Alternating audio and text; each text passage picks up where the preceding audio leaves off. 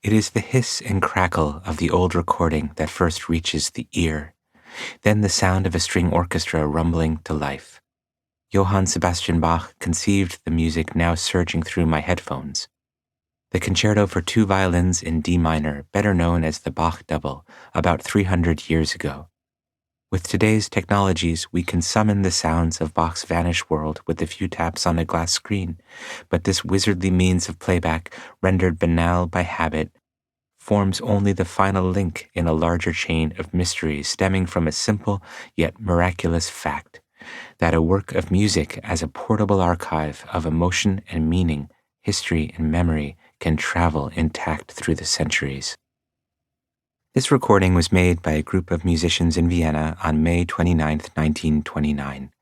The hisses and pops are, technically speaking, the product of dust in a record grooves, but we may also think of them as, in the poet Ossip Mandelstam's phrase, the noise of time, the registration of the great temporal distance this music has crossed to reach us today, like the light from a distant star. After the orchestral introduction, the 2 soloists enter in succession with lines marked by vaulting 10-note leaps. They play with fervor, yet also a certain patrician elegance and a honeyed sweetness of tone. In the piece's lilting slow movement, they trade long arching phrases in a dialogue of wistfulness and aching beauty. Yet heart and mind can also be at odds in such moments, and it is natural to wonder how much of that ache comes from Bach or from the performers themselves, and how much comes from us. We tend to hear pre-war recordings like this one through ears informed by our knowledge of the catastrophe that lay ahead. This can lend the music an extra sense of pathos, like an old photograph of a loved one unaware of a future we know she has in store. Yet when we listen closely to this particular performance, the music sheds some of its weight. These 2 soloists, in fact, are not overindulging in the music's native wistfulness. Their phrases lean forward, not back. They are, in fact, a father and daughter, Arnold and Alma Rosé, and in 1929 they have scant cause for wistfulness. The conductor is Alma's brother, Alfred Rosé. Their names are almost forgotten today beyond a small circle of devotees. Yet they are worth recalling, as is the history of promise that gathers behind these notes. Arnold Rosé, originally Rosenblum, was born into a Jewish family in eastern Romania in 1863. 4 years later, in 1867, a new constitution lifted many legal restrictions on the empire's Jews, and the Rosé family migrated west to Vienna, where young Arnold's rise into the city's musical firmament was astonishingly swift.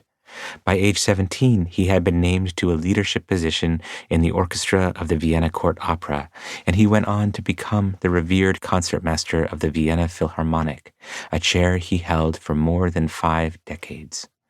Lauded by kings and emperors, he embodied musical Vienna with incomparable dignity, dressing often in a cape and riding to performances at the opera in a court carriage.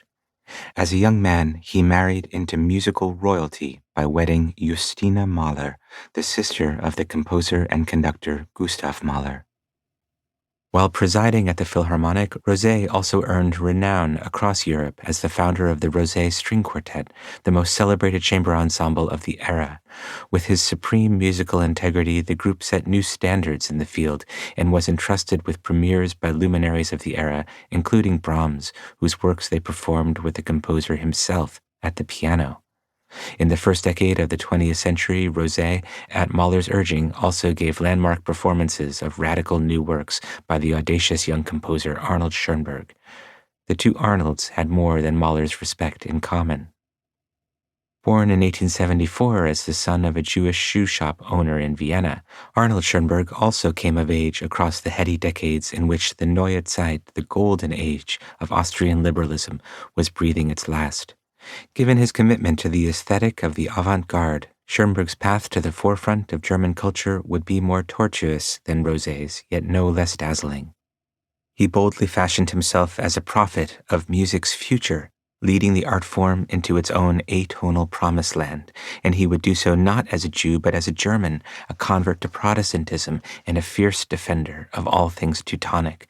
Accordingly, when he later made his most brilliant theoretical discovery in 1921, the 12-tone technique of composition, he proudly declared it would ensure the future of German music for a century to come.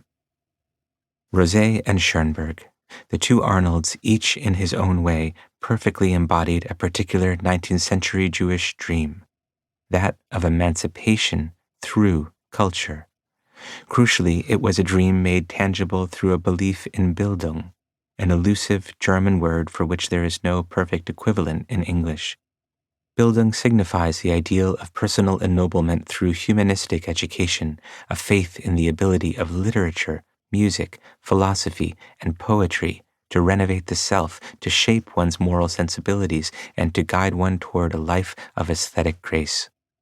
The miracle of Bildung for the families of the two Arnolds and countless other Jews lucky enough to be alive as the medieval legal restrictions slowly fell away was that, theoretically at least, anyone could embrace these ideals of personal transformation on the wings of culture. The life of dignity implicitly promised by Bildung was open to all, regardless of one's origins, that is, of course, as long as you were male. To trace the thrilling invention of this particular dream, followed by its painful eclipse, it is necessary to begin with music's role in emancipating German Jews and the Jewish role in returning the favor by emancipating German music.